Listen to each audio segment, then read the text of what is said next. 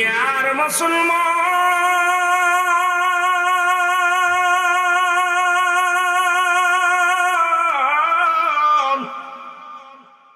আমি বলতেছিলাম রাতের শুরু হলো মাগরিব, দিনের শুরু হলো ফজর। চারিদিক অল্প সময়ের মধ্যে অনেক দিকে আলোচনা করা লাগবে। দিনের শুরু ফজর, বান্দারে 2 রাকাত সুন্নাত নামাজ তুমি আদায় করলা, সঙ্গে সঙ্গে তুমি আমার নবীর প্রেমিক হয়ে গেলা। এখন নবীর সুন্নাত বলে দাবি করো, মুসলমান বলে দাবি করো, ফজরের সমাগম ভাঙে না, সুন্নাত আদায় করলে না, কেমনে তুমি নবীর উম্মত হও?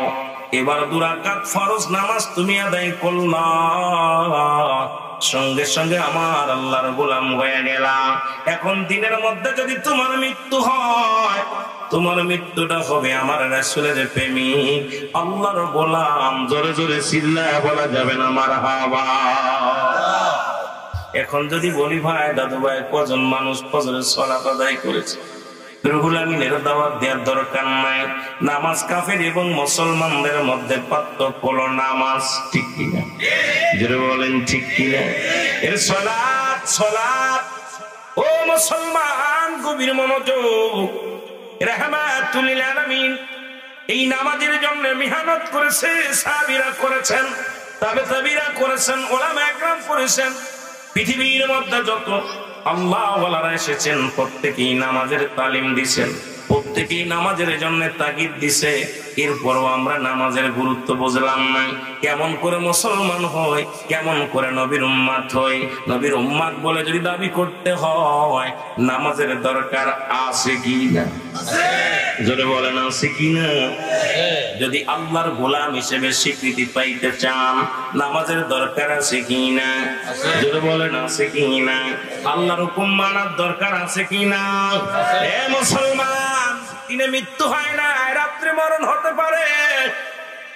এখন রাতের শুরু হলো মাগরিব, মাগরিবের 3 রাকাত ফরজ নামাজ তুমি আদায় করলা, তুমি আমার আল্লাহর গোলাম হয়ে গেলা। 2 রাকাত সুন্নাত নামাজ তুমি আদায় করলা, সঙ্গে সঙ্গে তুমি আমার রাসূলের প্রেমিক হয়ে গেলা। এখন আমরা রাতের মধ্যে যদি মৃত্যুবরণ করি, আপনার মৃত্যুটা হবে আমার রাসূলের প্রেমিক, আল্লাহর গোলাম। এখন যদি জিগায় ভাই তার মাগরিব ঈশা পড়ছেননি, হয়তো অনেকে হাত উঠাইবেন, অনেকে উঠাইবেন না। তাহলে ওয়াজ শুনে লাভ কি? ওয়াজ হলো নফল বন্দেগী, নামাজ ছিল ফরজ, এটা ছেড়ে দিলাম। এই জন্য আজকে ওয়াজে তাসিরি নাই, ওয়াজে আমাদের মন বসে না, ওয়াজ শুনে আমলে আমাদের পরিবর্তন হয় না। আগের যুগে মসজিদ ছিল কাঁচা, মানুষের ঈমান ছিল পাকা। বর্তমান যুগে মসজিদ গুলো হয়েছে পাকা, মানুষের ঈমান একেবারে ফাঁকা। জোরে বলেন ঠিক কিনা? আর একটু জোরে বলেন ঠিক কিনা? কষ্ট পাচ্ছেন? কষ্ট পাচ্ছেন? আমি আগেই বলেছি, লম্বা আলোচনা, লম্বা দিকে যেতে হবে, সময় অল্পর মধ্যে অনেক দিকে আলোচনা করা লাগবে। রাহমাতুল লিল আলামিন বলে, আমার সাহাবীরা রে,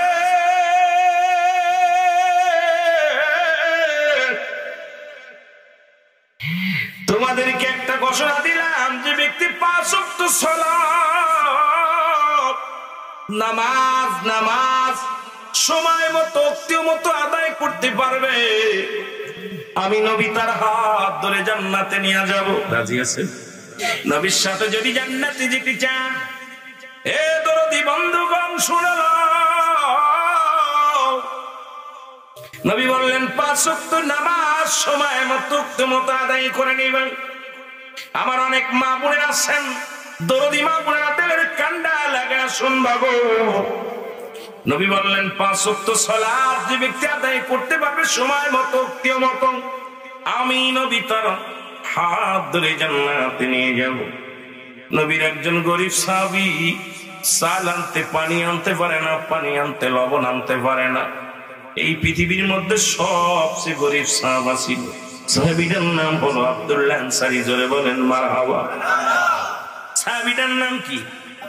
জোরে বলেন নাম কি? আব্দুল্লাহ আনসারী। ওয়াজ শুনে বাড়ি গেলেন, বিবি ডাকতে বলে, স্বামী রাহমাতুল লিল আলামিন কি ওয়াজ করছে আপনি একটু বলেন। মারহাবা বলেন। আমাদের বিবি গুলো জিগাই না, স্বামীরে কোথায় গেলে জিগাইবো, খেচুড়ি দিছেনি, তাবারক দিছে, বাজার আইছিল কিনি, আমার জন্য কি আনছো? কিন্তু বিবির নবীর সাহাবীদের বিবিগণ কেমন ছিল? আল্লাহর নবী কি ওয়াজ করছে স্বামীরে আমাকে একটু বলো, আমি একটু জানতে চাই। আব্দুল্লাহ আনসারী চোখের পানিগুলো ছেড়ে দিয়া বলে, বিবি রাহমাতুল লিল আলামিন ওয়াজ করছে, কোন ব্যক্তি যদি 5 ওয়াক্ত সালাত 5 ওয়াক্ত নামাজ সময় মতো কেমত আদায় করতে পারে, রাহমাতুল লিল আলামিন তার সঙ্গে করে জান্নাতে নিয়ে যাবে। সুবহানাল্লাহ, আরো জোরে সুবহানাল্লাহ। আব্দুল্লাহ আনসারী বলে, স্বামী আপনার দুটি পায়ে ধরে বলতেছি রে স্বামী, আপনার কাছে আমি জীবনে কিচ্ছু চাই না, বাড়ি চাই না, গাড়ি চাই না, অলংকার চাই না, দামি শাড়ি চাই না, আপনার কাছে ভালো খাবার চাই না রে স্বামী। আমি আপনি আমার স্বামী, আমি আপনার বিবি। স্বামী রে, আপনার কাছে একটা মাত্র দাবি আমি করে যাই, আমি আপনার বিবি হইয়া ছোট্ট একটা দাবি করব, আপনি আমাকে এতটুকু সময় দিবেন, আমিও যেন সময় মতো 5 ওয়াক্ত সালাত আদায় করতে পারি। কারণ আপনি যাবেন রাহমাতুল লিল আলামিনের সঙ্গে জান্নাতি। আমার কি উপায় হবে গো, আমিও যেন নবীর সাথে জান্নাতে যেতে পারি? জোরে বলেন মারহাবা। আর একটু জোরে বলেন মারহাবা। আমি বক্তা ওয়াজ করি, আমার বিবি কয়, কত টাকা পাইছো শাড়ি আনবা, কত টাকা পাইছো বালা আনবা, কত টাকা পাইছো গাড়ি কিনে দাও, বাড়ি কিনে দাও। আর নবীর বিবিরা কেমন বিবি ছিল গো, নবীর সাহাবীদের বিবিগণ কেমন ছিল? রাসূলুল্লাহ কি ওয়াজ করছে, কি আমল করলে জান্নাতে যাওয়া যাবে, কি আমল করলে দুনিয়া আখিরাত দুইটাই কামিয়াব করা যাবে, এই চিন্তা মাথার মধ্যে ছিল। কখনো বাড়ির লোক করেন নাই, গাড়ির লোক করেন নাই, কারণ দুনিয়ার পিছে তারা দুনিয়ার মধ্যে ঘুরে নাই, দুনিয়ায় তাদের পিছে ঘুরেছে। নবীজি বলছে, বাল হওয়া কেলা, এই দুনিয়াটা পচা দুর্গন্ধ মরি, মানুষের চরিত্র হলো কুকুরের চরিত্র। আজকে দেখি বাংলার মানুষ নয়, পৃথিবীর মানুষ কুকুরের যে খাসলাত গুলো ছিল সেই খাসলাত গুলো মানুষের মধ্যে এসে গেছে। এখন দুনিয়ার মধ্যে সুদ, ঘুষ, ব্যভিচার, অন্যায়, জুলুম বেড়ে গেছে। কারণ যেগুলো থাকার দরকার ছিল কুকুরের মধ্যে, সেইগুলো মানুষের মধ্যে, আমাদের মধ্যে আগমন করেছে। মুসলমান ঈমান নিয়ে কেমনে কবরে যাব, বড্ড ভয় করে। জোরে জোরে চিল্লায় বলেন ঠিক কিনা? আল্লাহর নবীর পাশে সাহাবী আব্দুল্লাহ আনসারী প্রতিনিয়ত নামাজ আদায় করে গো। রাহমাতুল লিল আলামিন একদিন সালাম ফিরাইলেন, আসসালামু আলাইকুম ওয়া রাহমাতুল্লাহ, আসসালামু আলাইকুম ওয়া রাহমাতুল্লাহ। নবী ডাকতে বলে, আমার সাহাবীরা রে, আমি আজ কদিন লক্ষ্য করি আমার আনসারী দেখতে পাই না, আমার আনসারী রে আমি কেন দেখতে পাই না, তোমরা বলো। সাহাবীরা বলে, ইয়া রাসূলুল্লাহ, ইয়া হাবিবাল্লাহ, হয়তো দুনিয়ার কোন প্রেমে পড়ে গেছে, কোন বিবির প্রেমে পড়ে গেছে, সংসারের মায়ায় পড়ে গেছে, ছেলেদের মায়ায় পড়ে গেছে। আমার নবী বলে, সাহাবীরা রে, তোমার ভাইয়ের বিরুদ্ধে সমালোচনা করো না, আমি নবী নিজেই যাব। আমার আনসারী কেন নামাজ আদায় করে এত দ্রুত মসজিদ থেকে বাইর হয়ে যায়, আমি নিজেই খবর নিব। জোরে জোরে চিল্লায় বলেন মারহাবা। আর একটু জোরে। আল্লাহর নবী নামাজ আদায় করে চলে গেলেন, আনসারীর বাড়ি সালাম দাও, আসসালামু আলাইকুম আহলাল বাইত। ঘরের মধ্যে কেউ আসেনি, উত্তর দিলেন না, 3-3 সালাম দিলেন আনসারীর বাড়িতে। রাহমাতুল লিল আলামিন একটা সালামের জবাব আসলো না। আল্লাহর নবীজি মনে কষ্ট পেয়ে ফিরে আসলেন। পিছন থেকে আনসারী 3-3 সালাম দেন, আলাইকুম আসসালাম ইয়া রাহমাতাল লিল আলামিন,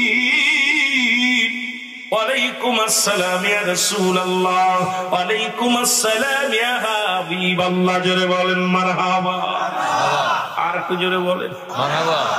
আল্লাহর নবী বলেন, আনসারী রে, আমি নবী 3 সালাম দিয়েছিলাম, তুমি 3 উত্তর দিলাম, তার মানে আর বুঝতে বাকি নাই, তুমি সালাম তুমি কানে শুনেছিলে কিন্তু উত্তর দাও নাই। আজকে মুসলমান হয়ে একজনের বাড়ি প্রবেশ করতে হলে সালাম বিনিময় করা লাগবে।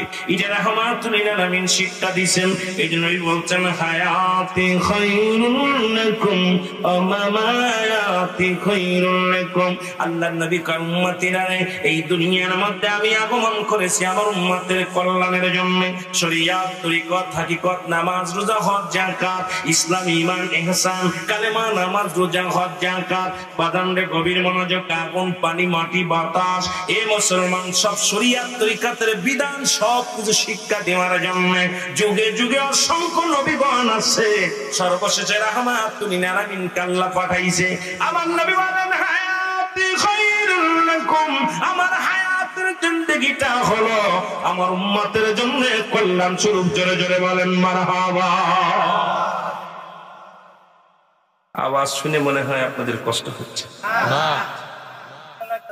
এ নবী মুহাম্মদ সাল্লাল্লাহু আলাইহি,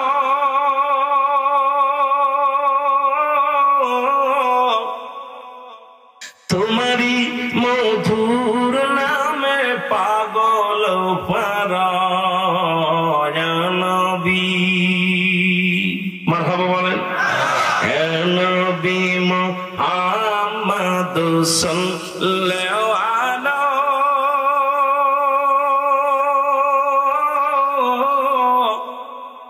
তোমারি মধুর নামে পাগল ফারায় নবী। আপনার প্রশংসা করে স্বয়ং আল্লাহ তাআলা,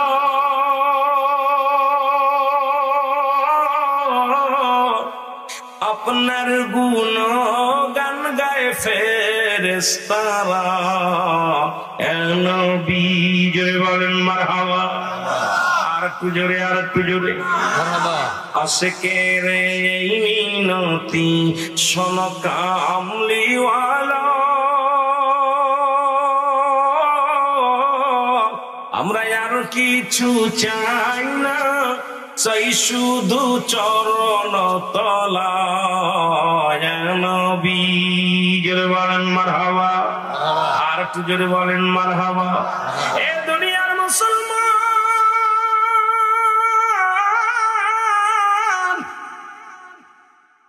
আমি যে কথাগুলো বলতেছি দিলের কান্ডা লাগা শোনেন।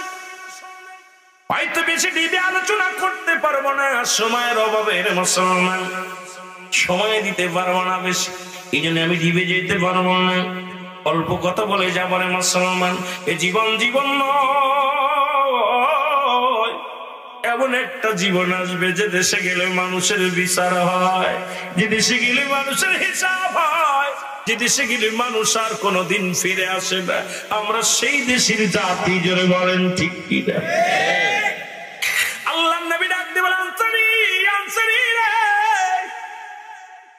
আমি তোমার সালাম দিলাম, সালামের উত্তর দিলাম না। আনসারী বলে মায়ার নবী গো, আমি কেন উত্তর দিই নাই, এর জবাব আমি আপনাকে দিতে পারবো না। নবী আনসারী রে, কেন তুমি সালামের জবাব দিলে না? বলে হুজুর, যদি দয়া করে আমার বাড়িতে যেতেন আমি কেন সালামের জবাব দিই নাই, এটার অ্যান্সার আমি দিতে পারতাম। নবী বলে চলো। এমনি আর রহমতের নবী হয় নাই, এমনি আর মাগফিরাতের নবী হয় নাই, এমনি আর নাজাতের নবী হয় নাই, এমনি আর আমামাতি খায়রুল লাকুম।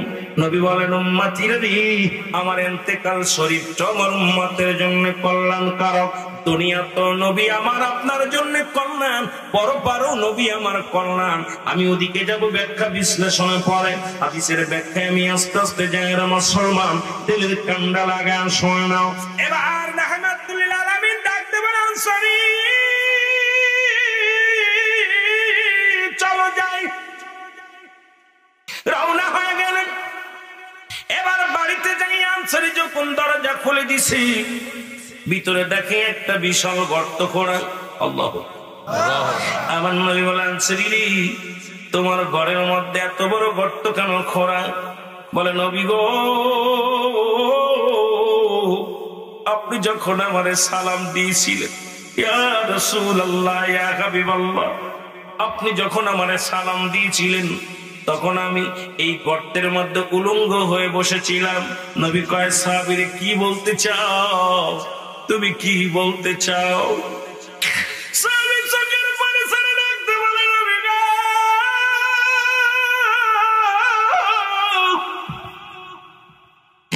আপনি সেদিন ওয়াজ করলেন কোন ব্যক্তি 5 ওয়াক্ত সালাত, 5 ওয়াক্ত নামাজ সময় মতো যে ব্যক্তি আদায় করতে পারবে, আপনি নবী তার জান্নাতে নিবেন সঙ্গে করে।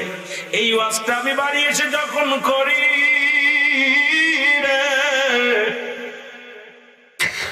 আমার বিবি আমার হাতটা ধরে চোখের পানি ছেড়ে বলেছিল, স্বামী রে, দুনিয়ায় টাকা চাই না, খাবার চাই না, দুনিয়ার কোনো বালাখানা চাই না, আপনি আমাকে একটু সুযোগ দিবেন, আমি যেন 5 ওয়াক্ত সালাত আদায় করতে পারি সময় মতো। ইয়া রাসূলুল্লাহ, ইয়া হাবিবাল্লাহ, নবী গো, যখন আজান পড়ে যায় আমি আনসারী ধরে যাই। আমার বিবি তখন উলঙ্গ হয়ে গর্তের মধ্যে বসে থাকে, স্বামী স্ত্রী মিলে একটা মাত্র কাপড়। যখন আমি আপনার পিছে সালাত আদায় করি, সালাম ফিরায়া দৌড়ে বাড়ি আসি, আমি আবার গর্তের মধ্যে ঢুকে যাই, কাপড়টা খুলে দিই, আমার বিবি কাপড়টা পরিধান করে নামাজে দাঁড়ায়া যায়। ইয়া রাসূলুল্লাহ, ইয়া হাবিবাল্লাহ, আর আমি যখন নামাজে যাই আমার বিবি উলঙ্গ হয়ে গর্তের মধ্যে বসে থাকে। ইয়া রাসূলুল্লাহ, ইয়া হাবিবাল্লাহ, এই জন্য আমি সময় দিতে পারি না, দৌড়ায় বাড়ি আসি। আমার নবী একটা চিৎকার করে ডাক দিয়ে বলে, আনসারীরা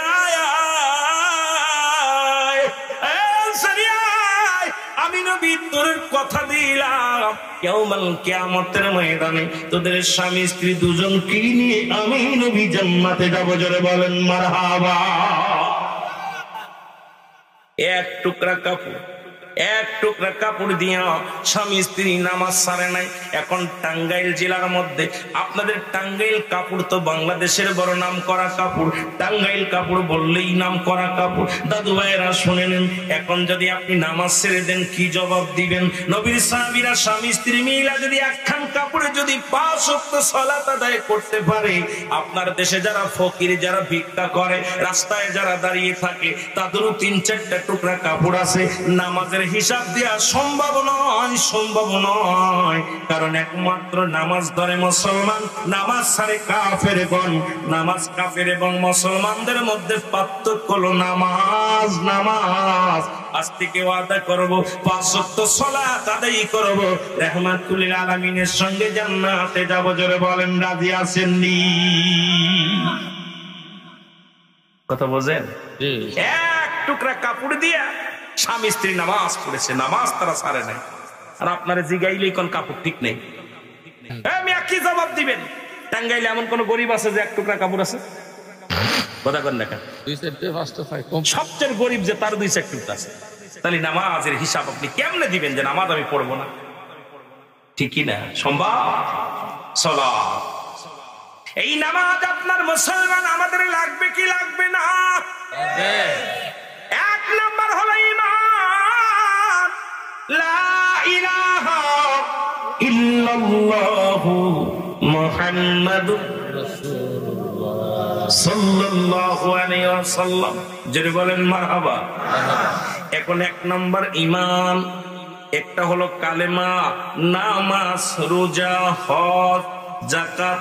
তাহলে 1 নম্বর ঈমান চলে গেল। ওই কালেমা পড়লে লা ইলাহা, নাই কোন ইলাহ ইল্লাল্লাহু, আল্লাহ ছাড়া, মুহাম্মাদুর রাসূলুল্লাহ সাল্লাল্লাহু আলাইহি ওয়াসাল্লাম আল্লাহ পাকের প্রেরিত রাসূল বা বান্দা হলো আমার নবী।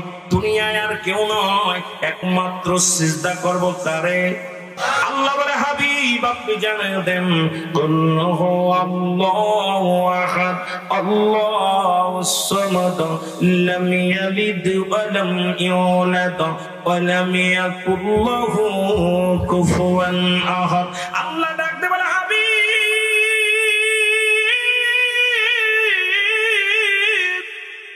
আপনি ওদের জানিয়ে দেন আমি আল্লাহ এক। আমার নবীও বলে আমার আল্লাহ এক। ঠিক কিনা? কথা বোঝেন? জি। কষ্ট হচ্ছে? না না, আমি অল্প সময় বলেছি, আপনাদের বুঝতে হবে, অনেক ওয়াজ করতে হবে অল্প সময়ের মধ্যে। আল্লাহ বলে হাবিবরে জানা দেন আমি আল্লাহ, আমার আর দ্বিতীয় নাই। কাউরে দুনিয়ার মধ্যে জন্ম দিই নাই, কারো থেকে জন্ম নিই নাই। আল্লাহর কোনো বাপ নাই, ছেলে নাই, মেয়ে নাই, পরিবার পরিজন নাই, আসেনি। কথা বলেন আসেনি?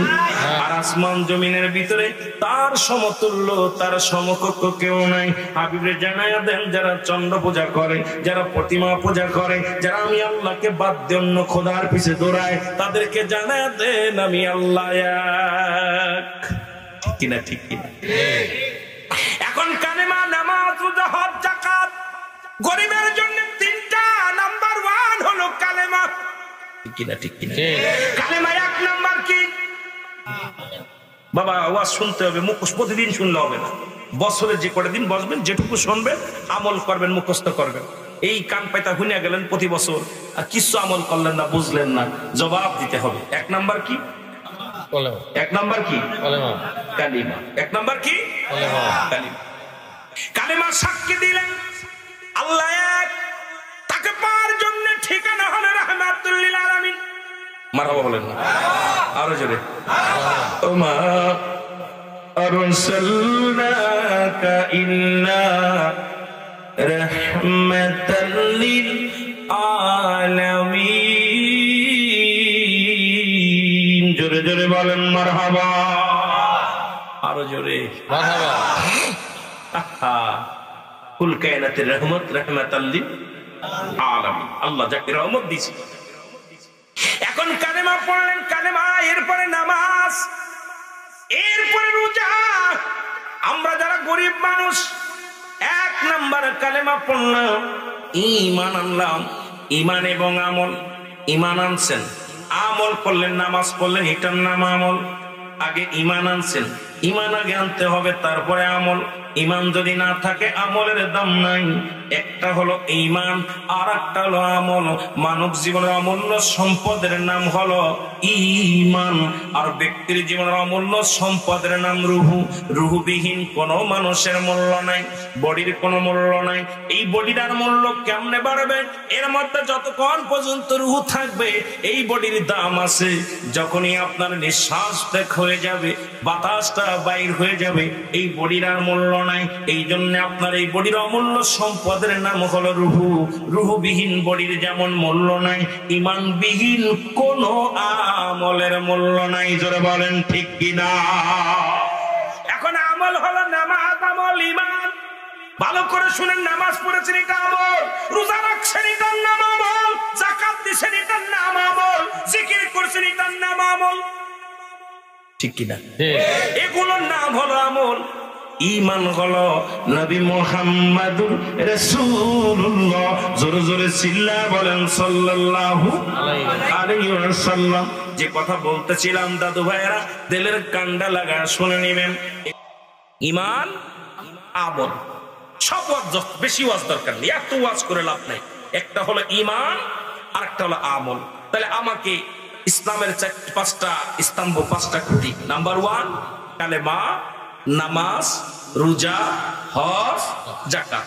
এখন এই সবাই সমস্ত ওলামা একরাম মসজিদে যায়, মেম্বারের মধ্যে বসেই কিন্তু এই 5টা আমলের কথা বলে। জোরে বলেন ঠিক কিনা? এখন আমরা অধিকাংশ কালেমা পড়েছি, গরু খা মুসলমান, গরু খা মুসলমান, দাড়ি রাখছি, টুপি মাথায় দিছি, কিন্তু এখন ঈমানটা মজবুত। দাড়ি রাখছি ঘুষের মধ্যে, জিনার মধ্যে, ব্যভিচারের মধ্যে।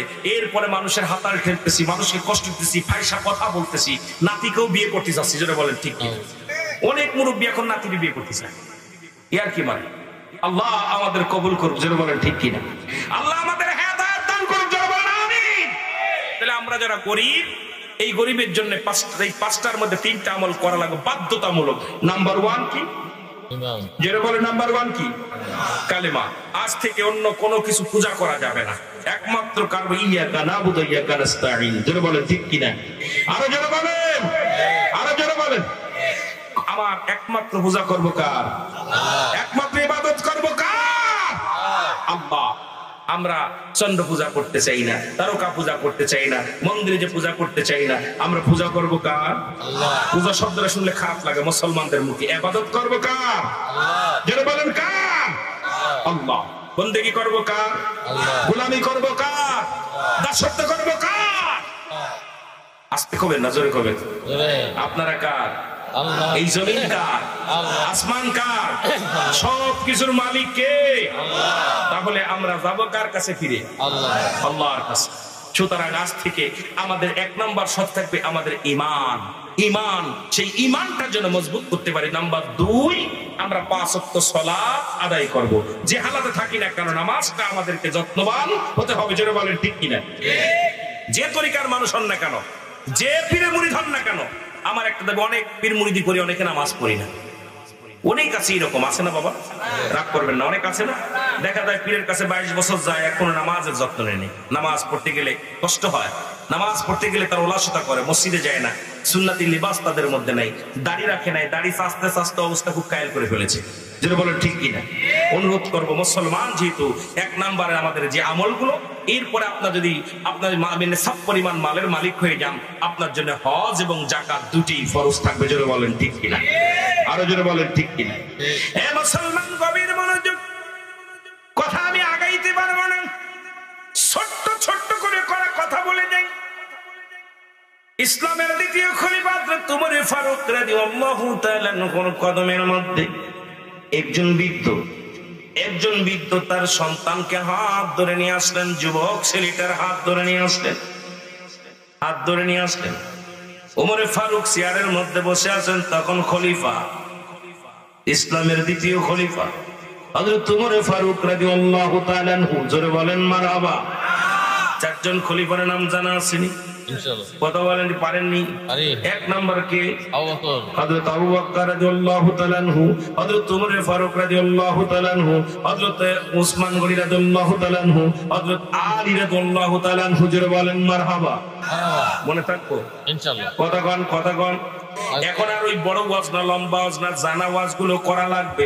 ওই বাদান 31টা হরফ দেয়া পুরো কোরআন এখন বোঝার অভাব। এই লম্বা ইতিহাস টেনে আর আলোচনা নয়, জানাগুলোই আমাদের জানাতে হবে। আমলের ওয়াজ করার দরকার, ঈমানের ওয়াজ করার দরকার, সমাজ পরিবর্তন করার ওয়াজ করার দরকার। জোরে বলেন ঠিক কিনা?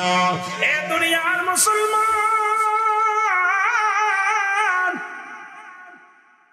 খলিফা হযরত উমর ফারুকের কদমে বৃদ্ধ নিয়ে আসলেন তার সন্তানকে। ডাকতে বলে, আমিরুল মুমিনিন, হ্যাঁ ইসলামের দ্বিতীয় খলিফা হযরত আমিরুল মুমিনিন, আমার কলিজার টুকরা সন্তান আপনার কদমের মধ্যে আনছি। বিচার করা লাগবে। কি করা লাগবে? বিচার করা লাগবে। সন্তানের বিচার চায় বাবা নাই। কেমন বাবা? আজকে আমাদের বোঝা লাগবে, শোনা লাগবে। খলিফা আমিরুল মুমিনিন ডাকতে বলে, যুবক, উনি কি তোমার বাবা? হয়। বলে জি। বলে কিসের বিচার? হুজুর, 1 নাম্বার বিচার, আমার ছেলে পৃথিবীর মধ্যে সবচেয়ে নগণ্যতম অপরাধ করেছে 3টা। নাম্বার 1 নাম্বার সে মানুষ হত্যা করেছে। 2 নাম্বার পৃথিবীর মধ্যে সে জিনা ব্যভিচার করেছে। 3 নাম্বার পৃথিবীর মধ্যে সে কি করেছে? মাদক সেবন করে। 3টা অপরাধ করেছে। কয়টা অপরাধ?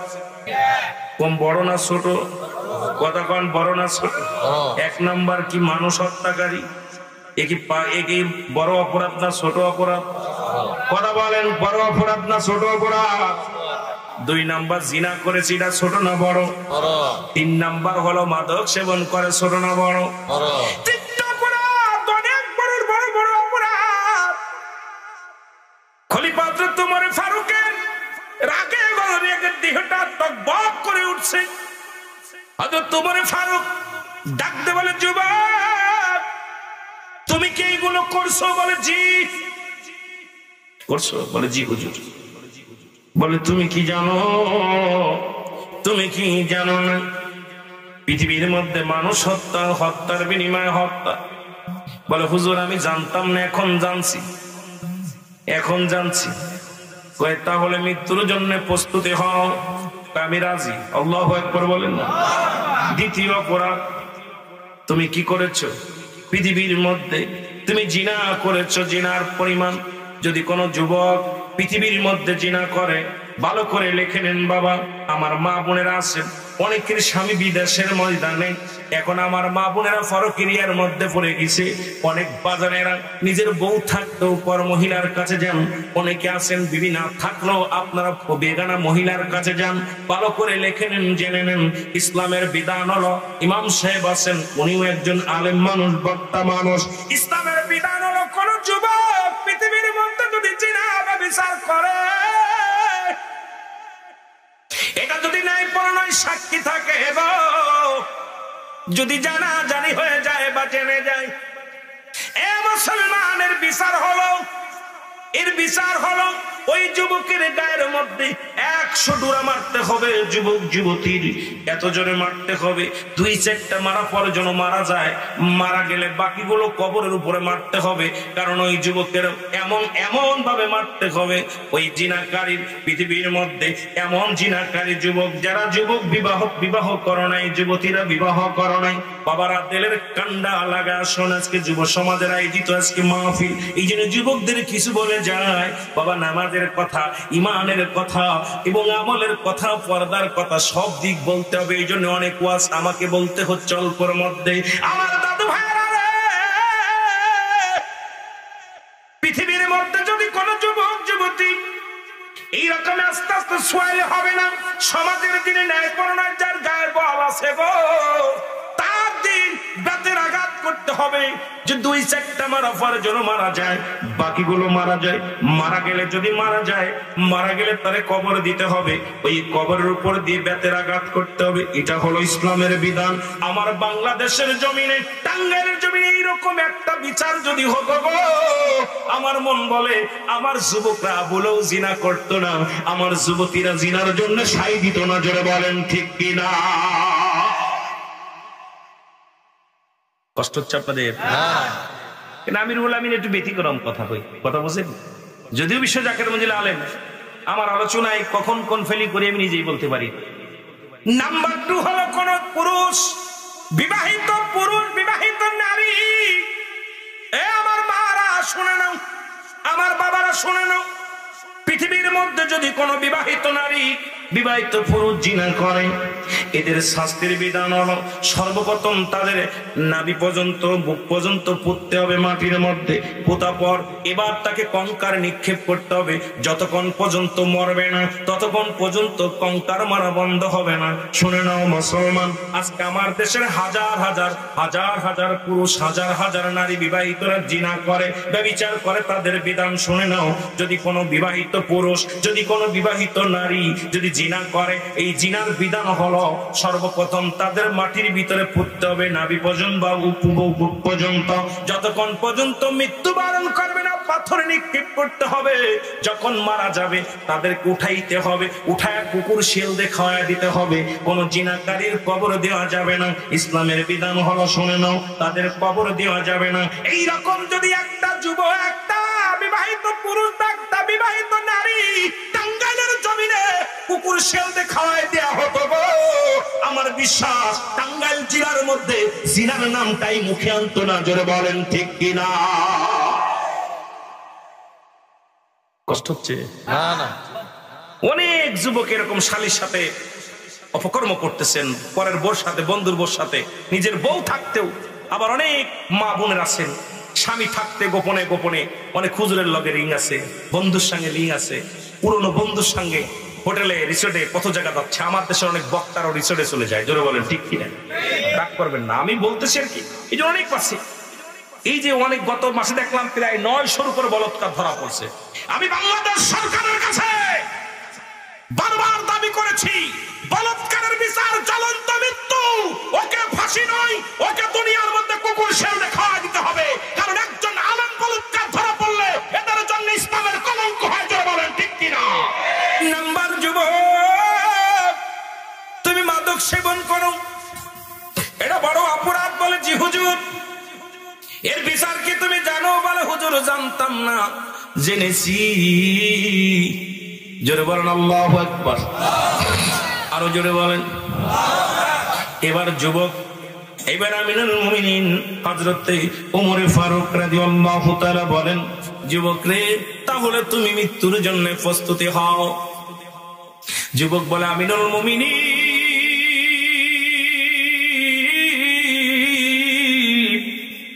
আমি জানি আপনি একজন ন্যায়পরায়ণ রাজা, আপনার কাছে এসে আমি নিরাশ হব না। আপনি যে বিচার করবেন আমি আপনার বিচার মেনে নিলাম, আপনার বিচার আমি মেনে নিলাম। তবে আমার কিছু দাবি, আমি কিছু কথা বলতে চাই। হযরত ওমর ফারুক বলে, যুবক রে বলো, কি বলতে চাও? বলো, হুজুর আমি বলতে চাই আমার বিচার করার আগে আমার আব্বার বিচার করা লাগবে। আল্লাহু আকবার বলেন। আমার বিচার করার আগে বাবার বিচার করা লাগবে। খলিফা খাত্তাবের বেটা ওমর রাগান্বিত হয়ে গেলেন, চোখ দুটি বড় বড় বড় হয়ে গেলেন, রাগে রক্তগুলো টকবক করে। যুবক রে, তুমি কার বিরুদ্ধে অভিযোগ করো? তুমি কি জানো যিনি হলো তোমার বাবা? বলো, হুজুর জানি। আমি জানি বলেই আপনার কাছে বিচার চেয়েছি, কারণ এই পৃথিবীর মধ্যে আপনার কাছে আমি ন্যায় বিচার পাবো। আপনি ছাড়া ন্যায় বিচার কেউ করতে পারবে না। আমি শুনেছি আপনি ন্যায়পরায়ণ বাদশা। আমিনুল মুমিনিন হযরত ওমর ফারুক রাদিয়াল্লাহু তাআলা আনহু, আপনি দয়া করে মায়া করে আমার বিচারের আগে আমি মাথা পেতে মেনে নিলাম, মৃত্যুদণ্ড দিছেন আমি মেনে নিলাম, তবে আমার বিচারের আগে আমার বাবার বিচারটা করা লাগবে। জোরে বলেন আল্লাহু আকবার। যুবক ডাকতে বলে, হুজুর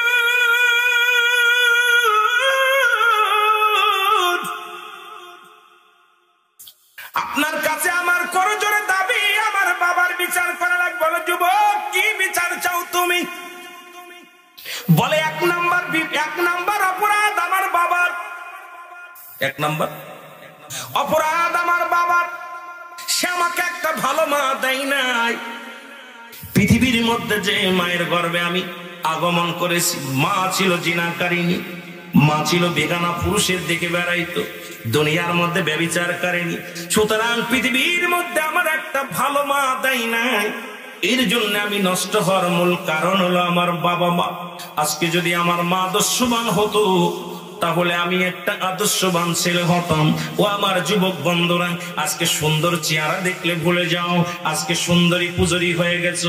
আগের যুগের মানুষ যখন বিবাহ বন্ধনে আবদ্ধ হতো, আমাদের দাদা নানারা যায় গোষ্ঠী তালাশ করতো, মেয়েটা কোরআন পড়তে পারে কিনা, মেয়ের বাবা কোরআন পড়তে পারে কিনা, নামাজ পড়তে পারে কিনা, এবং পর্দা মানে কিনা, এরপরে কি মুসলমান, তার বাপ মার খেদমত করে কিনা। এখন আমরা যুবকরা সুন্দরী হয়ে গেছি, এখন দেখলেই হাত ধরে টেনে আনি, এখন গোষ্ঠী দেখি না, এখন আমরা জাত চিনি না, এখন ওই সন্তান আশা করে জিনাকারিনী আজকে রাস্তা দিয়ে পেট খালি পিঠ খালি অমুসলমান কপালের উপর এক মুক্তা লাগায় যেগুলো যায়, এগুলো দ্বারা আজকে তাদের থেকে আমরা যে বংশ পাই, এগুলো নষ্ট ছাড়া ভালো কিছু পাওয়া সম্ভব নয়। জোরে বলেন ঠিক কিনা?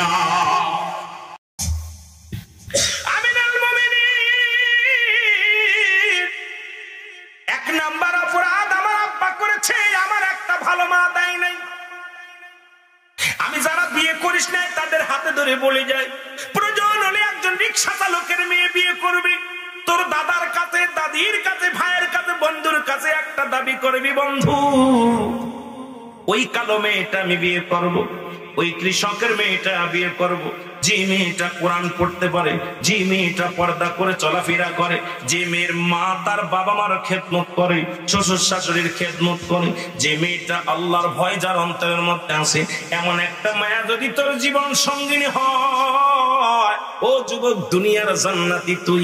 ও আমার মা বোনেরা শুনে নাও, আজকে অনেক মারা আসো, আমার মতো মৌলবীর দরকার নাই, মৌলানার দরকার নাই, বিবাহের আগে দাদির কাছে বলো, মার কাছে বলো, বাবার কাছে বলো, মা গো যার সঙ্গে আমার বিবাহ দিবা একজন হালাল খোর বান্দা, আমি গাছতলা থাকবো, দুঃখ নাই, বাড়ি লাগবে না, গাড়ি লাগবে না, একজন ইমানদার 5 ওয়াক্ত সালাত আদায় করে, হালাল খোর বান্দা, সে ভ্যান চালাক, সে রিক্সা চালাক, সে দিন মজুরি কাজ করুক, সে চাকরি করুক, যাই করুক না কেন, এমন একটা স্বামী আমাকে দিবা মা, সারাদিন পরে যেন আমাকে এক মুঠা হালাল খাবার খাওয়াই, আমাকে যেন পর্দার মধ্যে রাখে।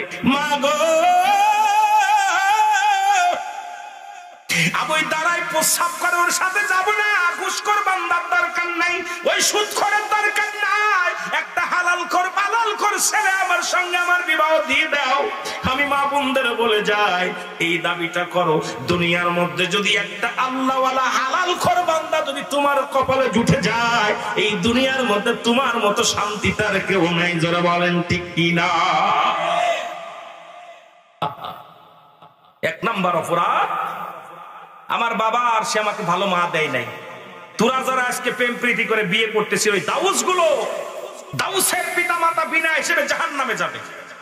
ওই সমস্ত মেয়েরা দাউস যারা মেয়ে কুলে জন্ম নিয়ে ফ্যান শার্ট পরে, শার্ট গায়ে দেয়, তারপরে ছেলেদের মতো কথাবার্তা বলে, বুক উঁচু করে টান করে হাঁটে, পুরুষের ন্যায় কথাবার্তা বলে, বাজার ঘাট সাইকেল চালায়, বাইসাইকেল চালায়, সাইকেল চালায়, এই সমস্ত দাউসের পিতা মাতা বিনা হিসেবে জাহান্নামে যাবে। আল্লাহু আকবার বলেন না? আমার দেশে 70% ফ্যামিলির মধ্যে এইগুলো, যেটা বলেন ঠিক কিনা? 70%। আহা, বিনা হিসেবে আপনি যতই নামাজ পড়েন না কেন, মসজিদে যতই কপাল খোলেন না কেন, আপনার একটা দাউস সন্তান, পুরুষ দাউস, যে সমস্ত ছেলেরা ছেলে কোলে জন্ম নিয়ে হাতের মধ্যে চুরি দেয়, গলার মধ্যে মালা দেয়, কান ফুরায়, নাক ফুরায়, এরপরে মেয়েদের মতো কথাবার্তা বলে, মেয়েদের মতো চলাফেরা করে, ওরা দাউস। এই দাউসরাও ইয়াউমুল কিয়ামতের ময়দানে এদের বাবা মাও বিনা হিসেবে জাহান্নামে যাবে। আল্লাহু আকবার। আরো জোরে বলেন আল্লাহু আকবার। মেয়েদের পাশ গুরগুর গুরগুর গুরগুর করে বেড়ায়। আমি তোদের বলে যাই, যুবক, যুবক রে, অনেক লম্বা আলোচনা ছিল। নাম্বার 2, হুজুর, আমার বাবা মা আমার একটা ভালো নাম রাখে নাই। কি নাম রাখছে? ভালো নাম রাখে নাই। দুনিয়ার যত লালটু বল্টু, যত নাম দুর্নাম, ইসলামী মাইন্ডে কোনো নাম রাখে নাই। ইসলামের বিধান হলো, সন্তান যখন দুনিয়ার মধ্যে আসবে, সুন্নাতে রাসূল 7 দিন পরে, 7 দিনের মধ্যে 7 দিন পরে আকিকা করে সন্তানের নাম রাখা লাগবে। ও মুসলমান শুনে নাও, আমার দেশের 90% ছেলে মেয়ে এখন হাসপাতালে হয়। নার্সেরা হলো হিন্দু, খ্রিস্টান, বৌদ্ধ, ডাক্তাররা হলো হিন্দু, বৌদ্ধ, খ্রিস্টান। আমাদের অধিকাংশ সন্তানের কানে আজানটা পর্যন্ত যায় না। অধিকাংশ সন্তানগুলো দুনিয়ার মধ্যে আসে আজানবিহীন, কালেমাবিহীন। আমার বাবারা শুনে নাও, আজকে কপাল খারাপ মন্দ, আজকে আমাদের একটা ইসলামী মারনাইতে নাম রাখে নাই। এখন নামগুলো রাখার কারণে এর জন্য হুজুর যদি বিচার করতে হয়, আমার নবীজি বলছে সুন্নাতে রাসূল হলো পৃথিবীর মধ্যে 7 দিনের একদিন আগে নাম রাখা যাবে না। এখন বিবাহর রাত্রেই নাম রাখা হয়ে যায়। দেখেন, বিয়ে থা হয়ে গেছে, স্বামী রাত্রে বেলা কয়, স্বামীরে, বিবিরে, আমার যদি একটা ছেলে হয় নাম রাখবো শাহরুখ খান। বউ কয়, না না, আমার যদি একটা মেয়ে হয় আমি মেয়ে চাই, মেয়েটার নাম রাখবো আমি কারিনা। কি নাম? অনেক হুজুররা এটা ভুল করে, ছেলে মেয়ে গর্ভে আসলে নাম রেখে ফেলে। আল্লাহর কসম, সুন্নাতে রাসূল আলেম আছে সাক্ষী। রাসূল বলছে সর্বনিম্ন 7 দিন পরে যদি মেয়ে হয়, একটা পশু কুরবানি করে সন্তানের চুল, মাথার চুলগুলো ফেলে দিতে হবে, নাক কাটতে আপনার নখ কাটতে হবে। সুন্নাতে রাসূল হলো তখন 7 দিন পরে আকিকা করে সুন্দর একটা নাম রাখতে হবে। আর 7 দিনের একদিন আগেও নাম রাখা গুরুত্ব নয়। আমার দেশের অধিকাংশ উলামা একরাম পেটে থাকতো নাম রেখে ফেলে। কয় নাম কি? তোর নাম কি? তোর নাম কি? দেখা যায় গর্ভে সন্তান, আলট্রাসাউন্ড করার পর ধরা পড়ছে কি হবে, মেয়ে হবে। মেয়ের নাম রাখবো এখন জরিনা সুন্দরী। কথা কন ঠিক কিনা? অথচ রাসূল বলছে সুন্নাতে রাসূল হলো 7 দিন পরে নাম রাখতে হবে। কয়দিন? দুনিয়ার মধ্যে আসার আগে নাম রাখা দূরত্ব নাই। এটা রাসূলের সুন্নাত অমান্য করলেন, রাসূলের সুন্নাতকে বুড়ি আঙ্গুল দেখালেন। আপনার সন্তান কেমনে ভালো হবে? কথা বোঝেন?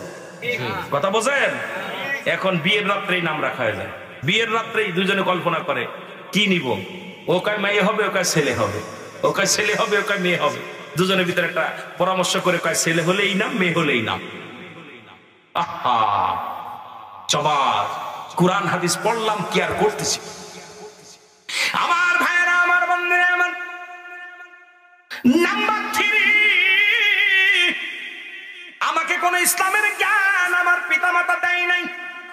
আল্লাহু আকবার বলেন।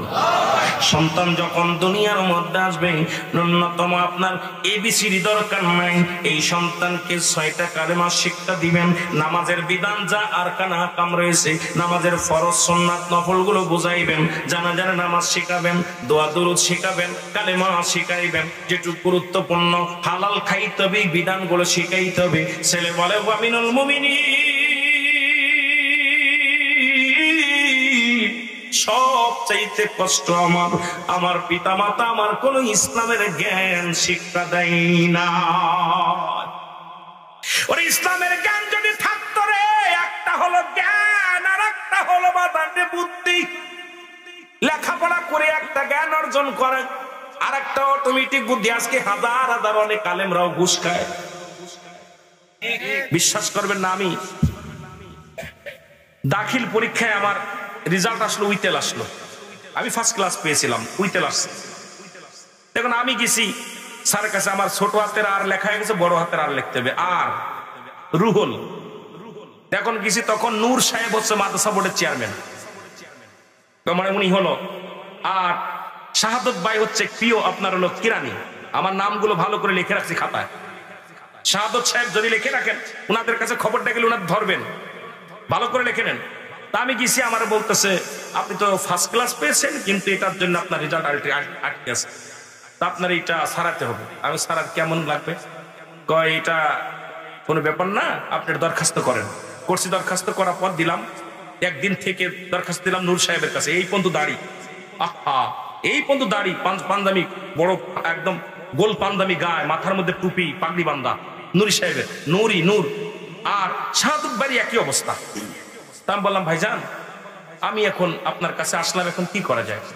আমি এবার একটা অভ্যাস ছোটবেলা থেকে, আমি স্যার ওই অনেক দেখেন অনেক পুলিশরা স্যার বলে, এগুলো আমার অভ্যাস কম। যে যার কাছে জ্ঞান অর্জন করি নেই তাকে সম্মান করবো, ভাই বলে, বন্ধু বলে।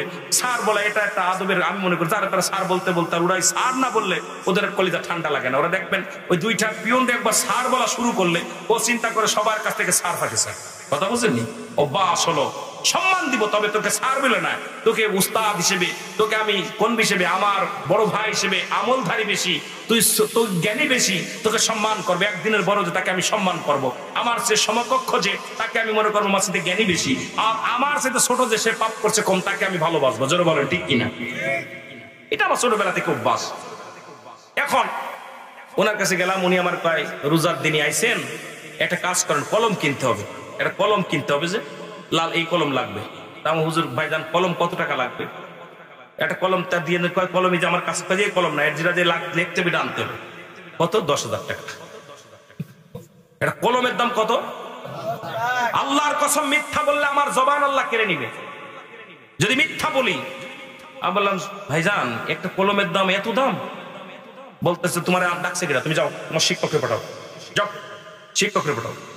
তখন আমার শিক্ষক গেছে, ওনার সাথে আরেকজন চাচা গেছে, 3 জন। শিক্ষক হলো আইনাল হক, আমাদের সুপারিনটেন্ডেন্ট যিনি আইনাল হক ছিল। আর আমার সাথে যিনি গেছেন ওনার নাম ইসাক মৌলানা, উনিও মৌলানা। উনি একটা আপনার ওই আপনার ওই স্কুলের, হাই স্কুলের মৌলবী টিচার। তো উনি দাঁড়াই রইলো, বললো 1 টাকা কমে হলে হবে না। কেমনে দিব? উনি বললো ভাই 10,000 টাকা 10 পয়সা কমে হবে না কলম কিনতে। উনি কি করলেন, দিয়ে 2,000। উনি পকেটের ভিতরে 10,000 টাকা আমার কাছ থেকে নিয়ে 10,000 টাকা ওনার পকেটের ভিতরে ডুয়ে দিলেন। ডুয়ে দেওয়ার পর দেখলাম ওনার পকেটে একটা কলম উঠে লিখে ছেড়ে দিল। উনি আমি কিনলো কোন সময়? আমি বললাম আল্লাহ। ওনার সামনেই বললাম, কাকার বললাম কাকা এই রোজার দিনে উনি হাতে নেই ঘুষটা, কিন্তু ওনাকে 10,000 টাকা দিলেন, আমার সার্টিফিকেট তো হারাম হয়ে গেল। বেশি বুঝিস না, তাহলে থুয়ে যাতে 1 বছর তাহলে গ্যাপ যা। আমি কাছে 1 বছর গ্যাপ দিলে বন্ধু বান্ধব লেখাপড়া করে উঠে যাবে, আমি কি করবো? কয় তাহলে পরে যা করছি চুপ, তুই তো আর দিস নেই, তোর তোর গুণা হচ্ছে না, দিচ্ছি তো আমি, তুই যা, তুই এদিক যা। এই হলো আমার দেশের অবস্থা। কারণ এরা জ্ঞান অর্জন করছে, ঈমান অর্জন করতে পারে নাই। যারা বলেন ঠিক কিনা? আর ঈমান যদি অর্জন করতে পারতো, আল্লাহর কসম 1 গ্লাস পানিও হারাম খাইতে পারতো না। যারা বলেন ঠিক কিনা? আরো যারা বলেন ঠিক। খলিফা হযরত আমিরুল মুমিনিন ডাকতে বলে, যুবকরা তোর বাবার বিচার হবে আগে। বাবার ডাকতে বলে, যুবক অবিদ্যা পৃথিবীর মধ্যে তোমার বিচার আগে করা লাগবে, কারণ পৃথিবীর মধ্যে ভুলটা তুমিই করেছো। সন্তান আজকে এই সন্তান পৃথিবীর মধ্যে আল্লাহ পাক আমানত রাখছে, এটার খেয়ানত করার অধিকার আপনার নাই। কারণ আপনার ছেলে যখন দুনিয়ার মধ্যে আগমন করলো, দেখলেন আপনার অনুগত্য নয়, সঙ্গে সঙ্গে তারে ত্যায্য করে দেন। ওই সন্তান আপনার নয়, নামাজ পড়ে না, তাকে আদেশ দেন, শুনলো না, 10 বছর বয়স হয়েছে, তারে ত্যায্য করে দেন, দরকার নাই।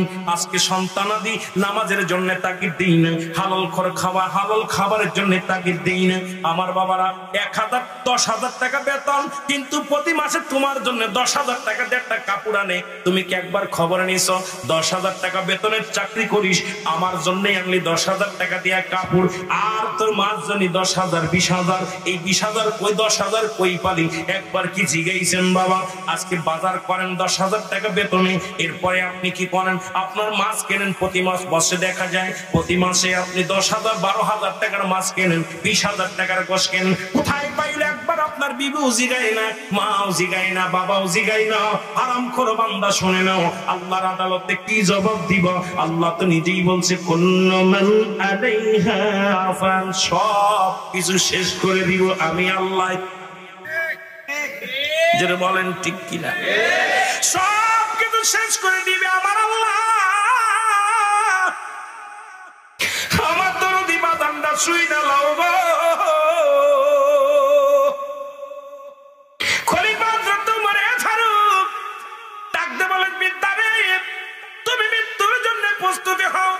আপনি আমার বোঝার মতো সুযোগ দান করেছেন, আপনি আমাকে তওবা করায় দেন, আপনি আমাকে একবার সুযোগ দেন, আমি যেন আমার সন্তান পরিবার পরিজন নিয়ে ইসলামের বিধান মেনে চলতে পারি, সেই সুযোগটা আমারে কইরা দে। আরো জোরে বলুন আল্লাহু আকবার। এই জন্য আমার বাবারা শুনে নেন, এই পৃথিবীর মধ্যে সন্তান আদি আমানত রাখছে আমার আল্লাহ, এটা খেয়ানত করার অধিকার আপনার নাই। ছেলে কার? কথা বলে মাল কার? আর আমানত রাখছে কার কাছে? তাহলে আপনারা তো ফটফটি কেন? আপনারা তো চিন্তা কেন? আপনারা তো গবেষণা কেন? যেহেতু আপনিও আল্লাহ, আর আপনার ছেলেও আল্লাহ, মেয়েও আপনার আল্লাহ।